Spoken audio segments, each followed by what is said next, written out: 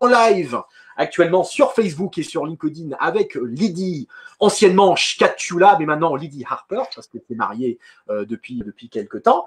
Donc Lydie est actuellement copilote sur Challenger 350 pour une compagnie d'aviation d'affaires basée en Angleterre. Et parallèlement à ça, elle mène une activité de conseil financier dont on va parler un petit peu plus tard dans le live. Et en plus de ça, elle est instructrice en aéroclub ou en école de pilotage dans le sud de l'Angleterre. Donc c'est quelqu'un qui, on va dire, a plusieurs cordes à son arc. Et moi, je suis juste James chez moi à Bordeaux, avec ma fine appellation, comme vous le savez tous. Voilà. Donc, on va commencer déjà par une petite présentation de Lydie. Donc, Lydie, est-ce que tu pourrais déjà nous expliquer comment tu es arrivé au poste que tu occupes aujourd'hui, c'est-à-dire au sein de la compagnie, je ne sais plus comment ça s'appelle ta compagnie, mais la compagnie d'aviation d'affaires en Angleterre, et quel est le parcours que tu as suivi en fait pour arriver jusque-là? Eh bien, bonjour, peut-être même bonsoir à tous, tout d'abord. Alors, mon parcours, c'était plutôt un parcours de combattant, on va dire ça. Euh, Pourquoi? Parce que simplement, je savais dès que j'étais très jeune, en fait, que je savais ce que je voulais faire. Mon désir était d'aller dans le militaire, en fait. Donc, pour avancer le parcours un petit peu plus vite, je suis rentrée chez les militaires pendant 2 ans et malheureusement, j'ai perdu un peu de vision. En fait, pas de lunettes à l'armée de l'air, si on peut dire. Et donc, ils m'ont offert une place pour tout ce qui était training en hélicoptère. D'accord. Et en 19 ans, j'ai décidé de refuser. Ce que D'accord. je vais regretter plus tard, mais ceci dit, à cette époque, mon anglais était terrible, donc je me suis décidée en fait, de venir en Angleterre Mhm. et j'y suis restée en fait. Donc, en fait, tu as grandi, ton enfance, tu l'as passée en France, donc. Pas tout à fait, on a pas mal bougé, donc voilà, donc c'est un peu plus compliqué, mais entre la Suisse un petit peu, voilà, donc c'était un peu plus loin. Mais en principe, ouais, plutôt dans le francophone. Mhm. Et donc, je suis arrivée en Angleterre. Au tout début, c'était un échange avec une université. Mhm. Et ensuite, je me suis décidée de repartir dans tout ce qui était maintenance. Mhm. Donc, light aircraft maintenance. Euh, D'accord. voilà, donc c'est ce qui s'est passé. Et d'ailleurs, j'ai eu vraiment une de meilleures expériences à travailler avec Duxford at the Mhm. Fighter Collection. En tant que mécanicienne chez eux, en fait, tu as travaillé Oui, sur. voilà. Donc, je suis restée assez longtemps. Et après, je me suis dit, ça y est, il faut vraiment que je me débrouille pour devenir pilote. J'avais déjà mon PPL. Mhm. Et donc, je me suis décidée à refaire le PPL, en fait, et le parcours CPL, MEIR. Mhm. Donc, tout ici en Angleterre. Mhm. Et en ceci, tout en travaillant. Mhm. Donc, j'ai pris vraiment du temps, 3 semaines, 4 semaines, pour faire les études, tout ça. Donc, maintenant où j'en suis, eh ben, je travaille donc pour Arena Aviation sur le Challenger 350. D'accord. C'est un avion magnifique à voler dessus, très rapide. Mhm. Vraiment, ça change. Mais avant ça, je suis passée, donc j'ai été instructeur avant ça. D'accord. Et je le suis toujours d'ailleurs. Et en même temps, je suis aussi passée par le King Air, King Air 200, Tu as fait euh, un pépinière qui a aussi. été une très très bonne, une première approche pour passer sur Jet. Il y a vraiment un atout à passer sur turboprop, ce que je recommande à tous. D'accord. Et pour ce qui est de ta formation de pilote, donc d'après ce que j'ai compris, tu as emprunté donc la voie modulaire pour faire ton CPL. C'est-à-dire que tu as fait d'abord ton PPL et ensuite la TPL théorique et puis un CPL dans un ATO en Angleterre. Oui, j'ai fait donc, tout à fait, j'ai fait le PPL à Goodwood, qui Mhm. je recommande. Super, j'instruis toujours là-bas aussi. Ensuite, le CPLMEIR, je suis passée par Bournemouth. Et ça a un petit peu changé parce que j'ai été sponsorisée. Ouais. D'ailleurs, bon, ça c'est quelque chose que peut-être le sujet d'une autre vidéo, quelque chose que je peux discuter avec d'autres personnes, mais j'ai eu vraiment la chance d'être aidée par tout ce qui est scholarships. Donc j'encourage vraiment tout le monde à appliquer. Ça vaut le D'accord. coup. Très bien. Donc là, tu as fait donc PPL, CPL, IRME, etc. Et puis ensuite, tu as eu des boulots en tant qu'instructrice dans certaines écoles de pilotage. Et puis ensuite, du King Air. Et puis après, donc, tu as été embauché pour voler sur Challenger 350. Et puis, il y a eu le Covid. Et donc, Il y a eu le Covid. Par contre, j'allais juste ajouter, James, en fait, ce qui m'a vraiment bénéficié, et d'ailleurs, c'est un parcours un peu plus long pour moi, mais en fait, ce qui m'a bénéficié, moi, je faisais la maintenance. Ensuite, je suis passée sur certification et test de vol. Et d'accord. donc, j'ai eu un très, très bon networking de pilotes.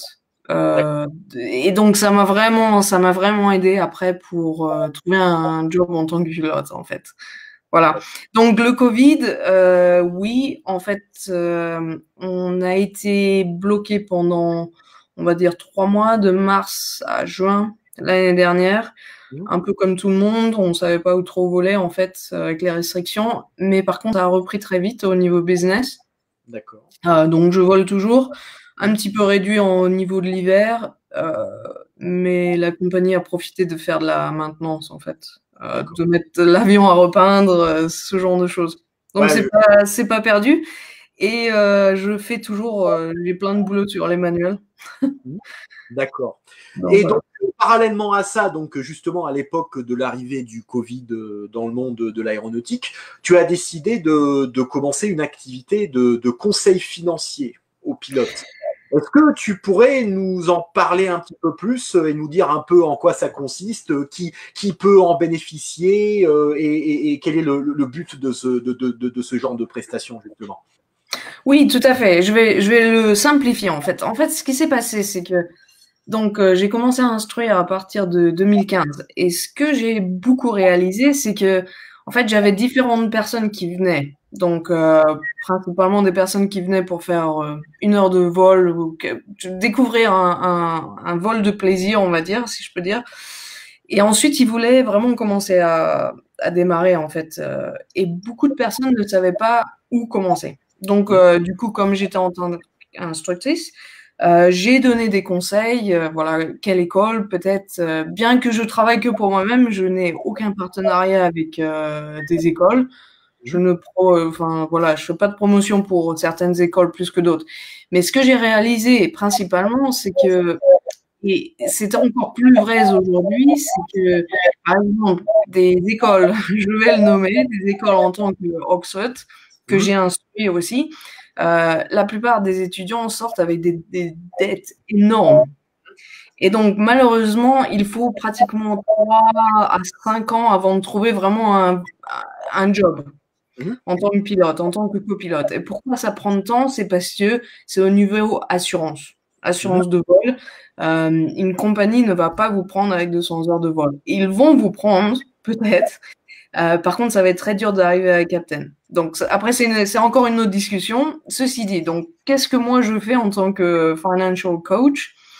Donc, en fait, moi, voilà, donc il y a les deux choses. Bien sûr, je suis un coach, comme un training coach, on va dire, comme un coach de sport. La seule différence, c'est que, bien entendu, je travaille pour des non-pilotes aussi. Mais dans cette conversation, donc je vais principalement me guider vers les pilotes. La principale chose, je prends des étudiants, on va dire, ou des pilotes à 3 différents stages. Le premier stage, c'est les étudiants qui viennent juste de commencer leur PPL et qui cherchent à trouver en fait une voie.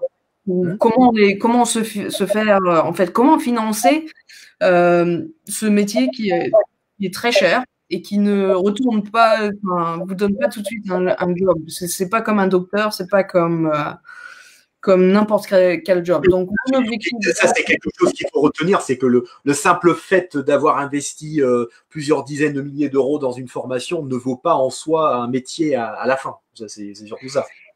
Et d'ailleurs, vraiment, moi, j'ai fait beaucoup d'erreurs dans mon parcours et j'ai réalisé que mon premier job, j'étais à 28 000 quand je suis sortie de… Donc, ça paye pas les dettes. Donc, le tout début, c'est vraiment donc ce que j'appelle le beginner stage. C'est le PPL qui cherche à trouver une voie pour faire pour financer ses études.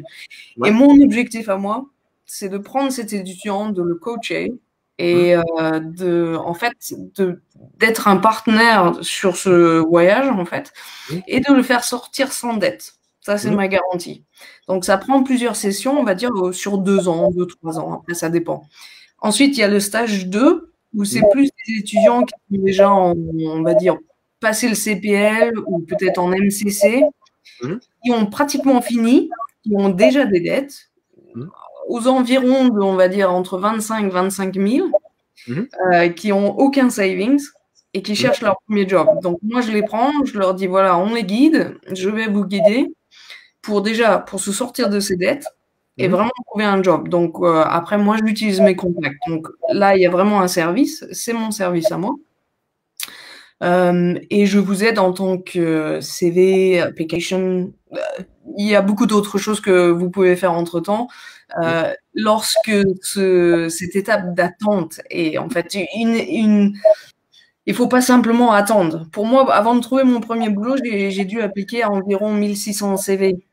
Ouais. Donc, ça vous donne une idée de combien il faut appliquer. Ouais, de l'ampleur du travail à faire. Mais voilà, c'est pas fini. Une fois que vous avez fini votre training, le training, c'est pas fini. Et ensuite, la dernière partie, c'est plus on va dire, c'est pas vraiment des étudiants, c'est des pilotes qui sont déjà à un stage avancé. Ils ont déjà un job. Par contre, ils sont rentrés, on va dire, dans la vie quotidienne. Ils ont une famille, ils ont un loyer. Ils ont un mortgage, ils ont un prêt immobilier, ils ont une pension, une retraite à penser. Et donc, moi, là, j'interviens pour, en fait, les guider pour se sortir de ça, en fait. Et c'est pas forcément des dettes. Je travaille avec des financial advisors pour tout ce qui est plan, retraite. Je trouve plus les mots en français. Retraite, c'est tout ça. Donc voilà, c'est différents stages. L'idée, c'est, j'allais dire, si vous êtes sur YouTube, cliquez sur ce lien, subscribe et… tout à fait. Bah, je vais mettre avoir une première session. Ouais. La session est gratuite et ensuite, on peut discuter.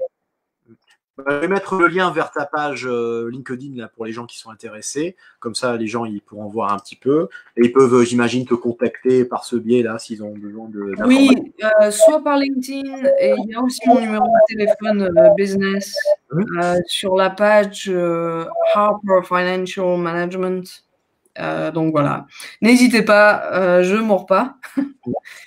Et ça ne vous oblige à rien, en fait. C'est simplement une première étape pour discuter. Management, voilà, on met ça dans comme ça les gens, s'ils veulent avoir des renseignements, bah, ils peuvent déjà les obtenir via le live.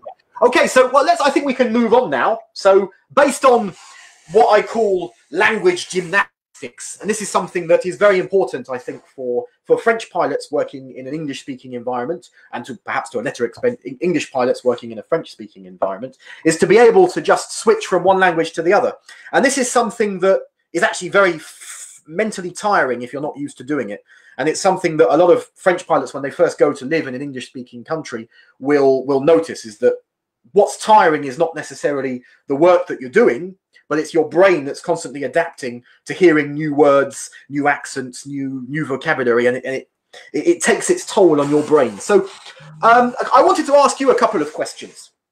The first question I wanted to ask you, since you've worked in an English flying school, having come out of a French-speaking environment, but you're really a product of the English flying school system. I'm the opposite. I obviously came from an English-speaking country, but I've only ever flown. All of my flight training has been done in a very Franco-French system, in French, in a French flying club, radio in French, manuals in French, checklists in French, everything in French. And I kind of had to learn English. I had to learn aviation English as a second language when I first started out, which is really strange because there were terms that I knew in French, but that I didn't know in English. So I had to actually learn them myself off my own back. But one of the most striking differences that I've come across, because I have had the chance to go to the UK with French aircraft and fly around to the UK, and without naming any names, one of the things that I have noticed is that in a French flying club setting, everything's very relaxed. I mean, the instructors are all they're all volunteers. They don't get paid for doing it. They do it just because they enjoy it. Nobody's wearing a uniform, and it's all kind of very relaxed. But in terms of the quality of the training, the guys really know what they're doing. But for someone like me to walk into a flying school in the UK, because flying clubs in the UK, there are some. I can think of a couple. I can think of like White Waltham and a couple of other places where it's a flying club. But the majority of the time, we're going to be in a flying school, so a business rather than a not-for-profit association. And the first thing someone like me notices when I walk in with my sort of not flip-flops probably if I'm flying, but if I walk in with my Hawaiian shirt and my sort of beach shorts and I walk into the flying school, the first thing I see is that I see instructors walking around dressed up like they're out of something like out of a movie, because they've all got their 4 gold bars and they're all sort of walking around sort of I'm a PA-28 captain, welcome aboard, etc., etc.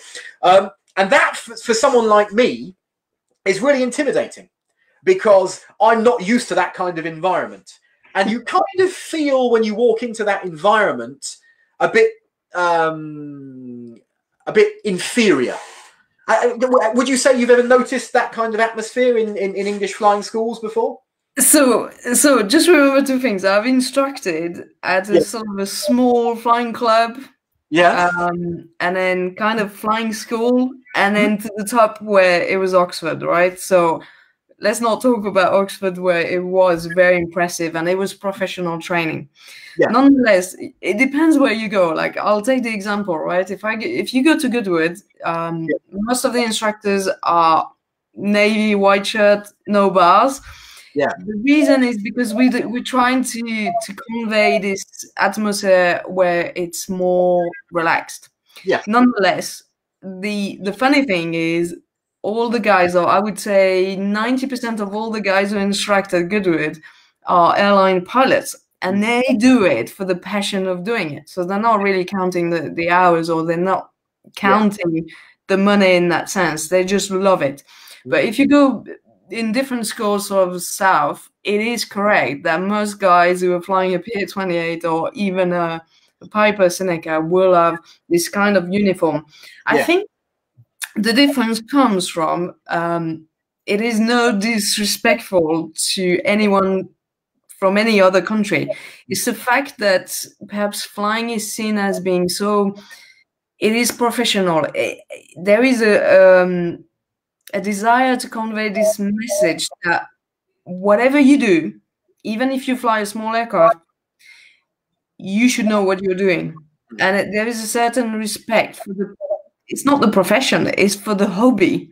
I think it's because it's expensive, and I think people love it and they just respect it.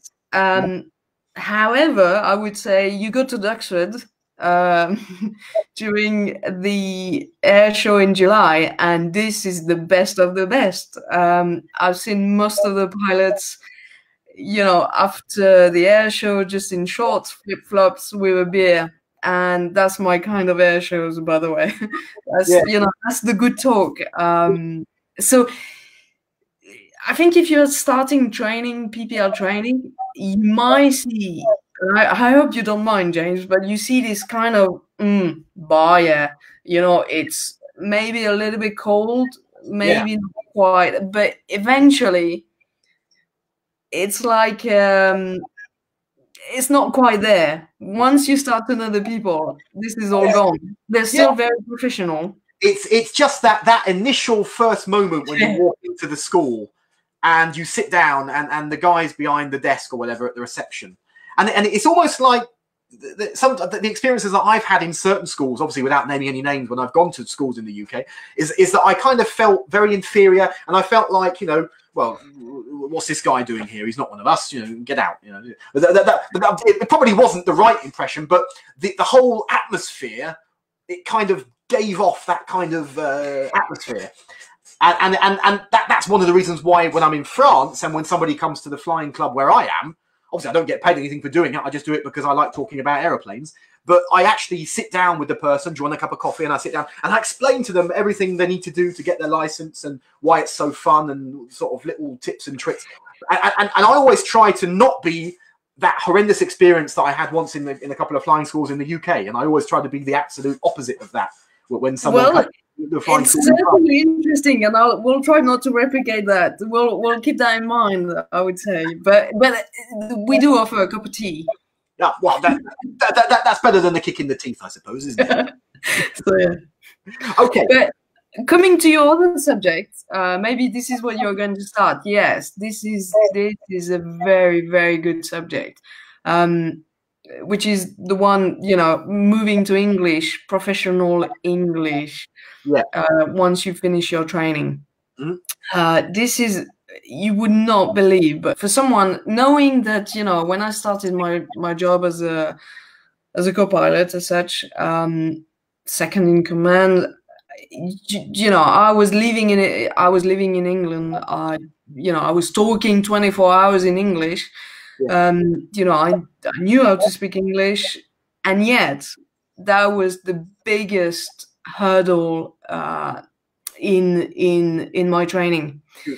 And in my first move, because your ear is not attuned to receiving those messages, and it's not just receiving those messages, is responding quickly and clearly. Yeah. And for anyone who is speaking French or any European language as such, do be prepared for that. Nothing, absolutely nothing prepares you for that. Mm-hmm. And the only thing that really prepares you for that is either taking some English lessons, mm-hmm. James or anyone as such, or anyone who is English, or just listening to ATV live. Mm-hmm. But you need to get ready for that, because personally, I had to overcome that. And the funny thing is, once you start the job as a co-pilot, you are thinking about what I call the SOP. Mm-hmm. So standard operation procedure, which is, you know, gear up and all the calls you have to make during the takeoff. And once you're stressed, or once your level of anxiety arises, the first things that goes is your radio. And it's a big problem, because you're supposed to do the radio as second in command. I mean, sometimes you're pilot flying, which is great, but most, you know, you switch between pilot flying, pilot non-flying. Being switched on enough to keep up with everything that's going on. Yeah. So this is, and you know, I mean, for me, like when I fly with the Challenger 350, when I fly to France, some of my captains can't understand at all a single word of French. So actually, I've got a much better situation awareness than some of them. Which is quite crazy, because in France you do speak French. Yeah. And then, to us, you speak in English. So we don't have this situation awareness. So it's quite an interesting subject.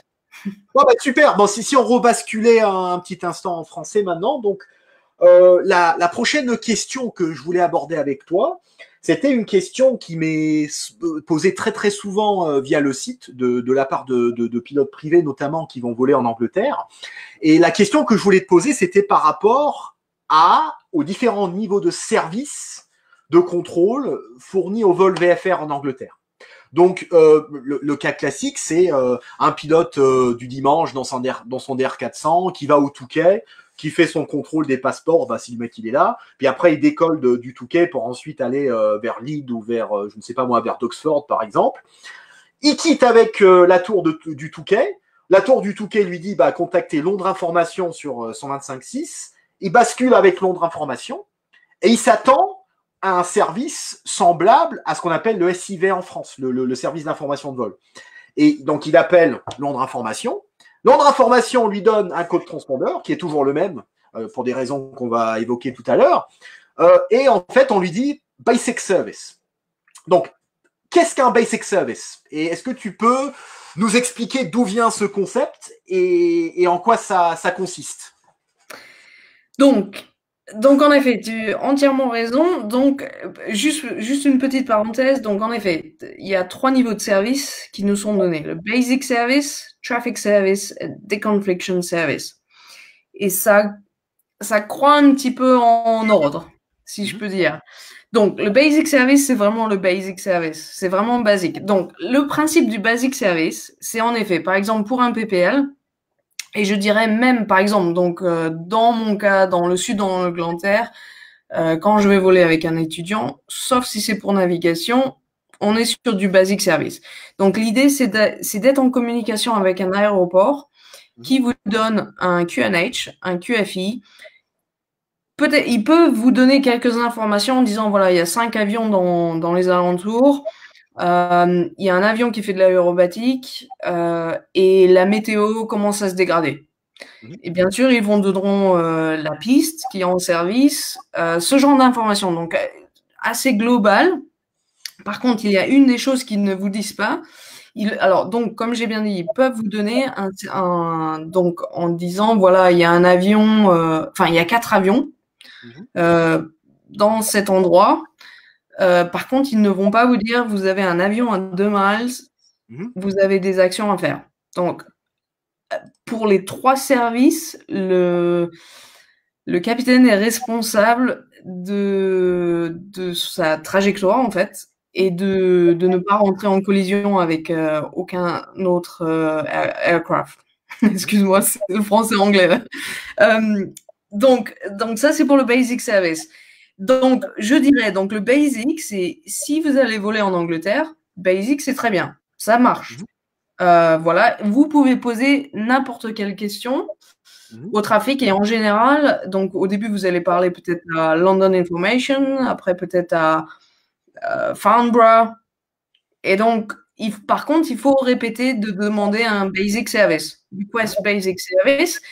Et le trafic, excusez-moi, la tour va vous dire, voilà, basic service, and you need to repeat, basic service I have. Okay. Donc ça, c'est important.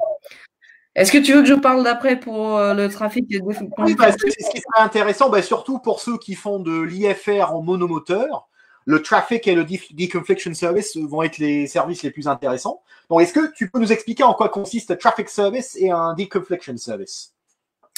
Ok, donc alors j'ai repris mes notes. Donc traffic service, so it provides the pilot with surveillance, okay, traffic information on conflicting aircraft. Whereas the deconfliction service provides the pilot with traffic information and deconfliction advice on conflicting aircraft. However, the avoidance of all aircraft is ultimately the pilot's responsibility. Donc, je vais réexpliquer ça entre les deux. Donc, un traffic service, c'est déjà bien mieux qu'un basic service. Donc, en général, vous avez un transpondeur qui vous est donné pour chaque station. Et donc, en fait, la tour qui est responsable de cette région vous suit. Donc, pour un traffic service, donc vous avez tout ce qui est, donc vous avez l'essentiel, ce qui est déjà provided dans le basic service.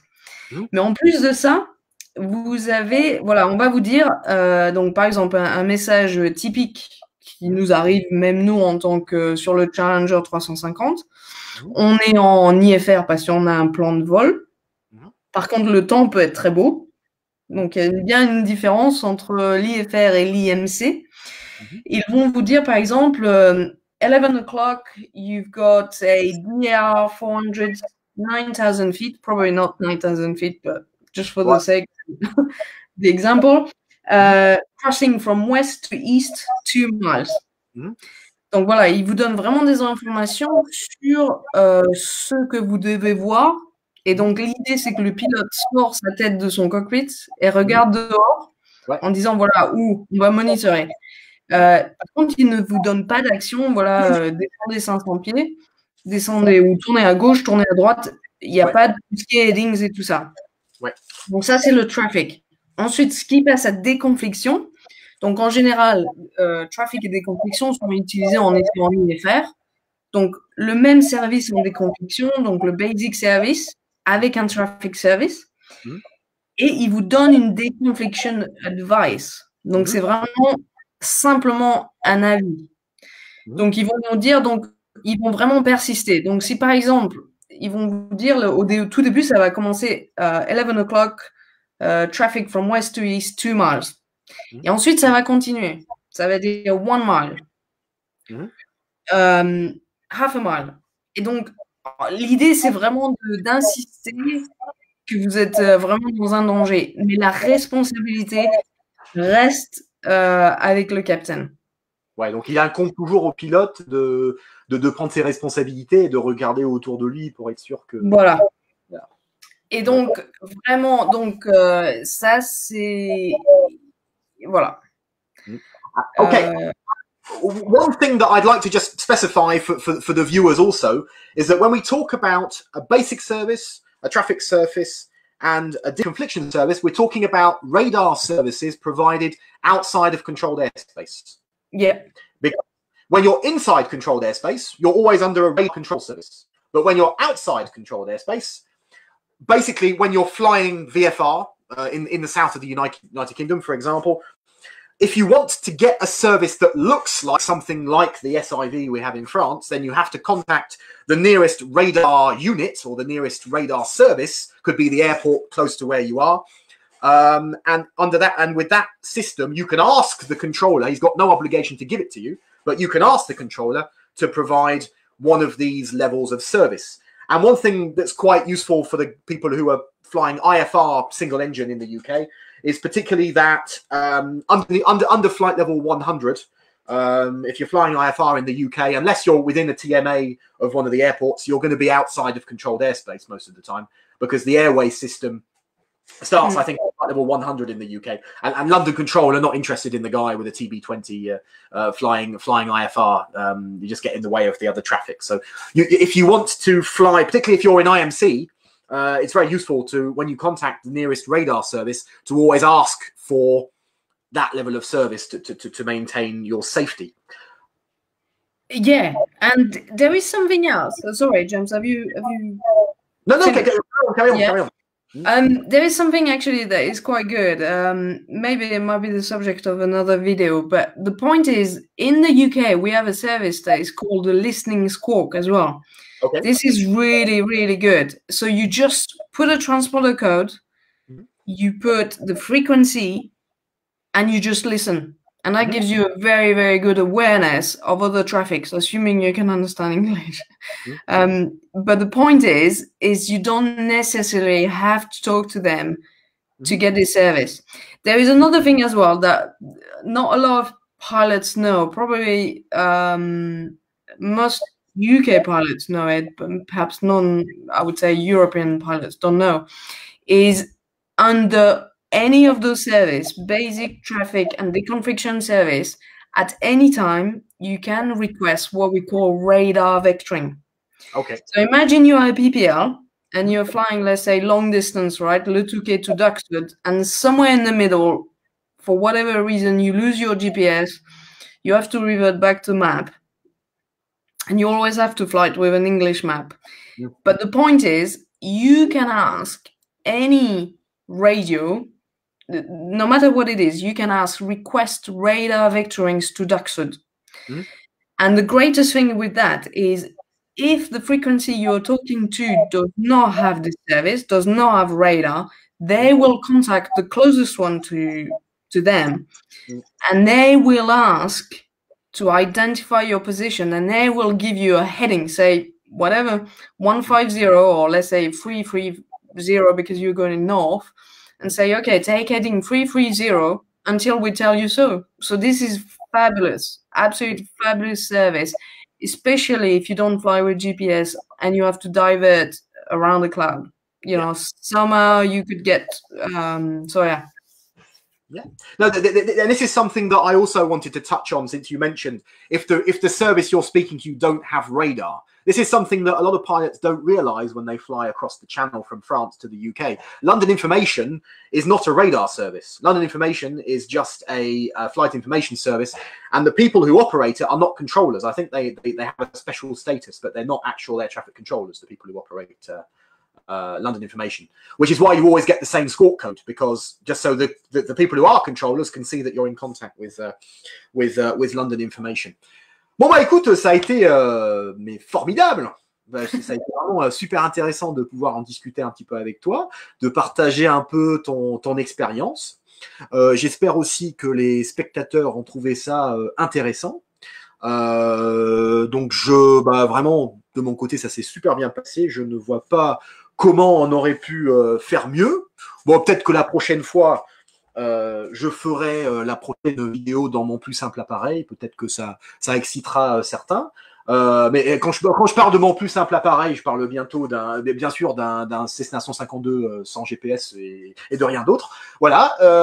Donc, merci en tout cas, Lydie Harper, donc plus Scatula, mais Harper maintenant, pour ta participation.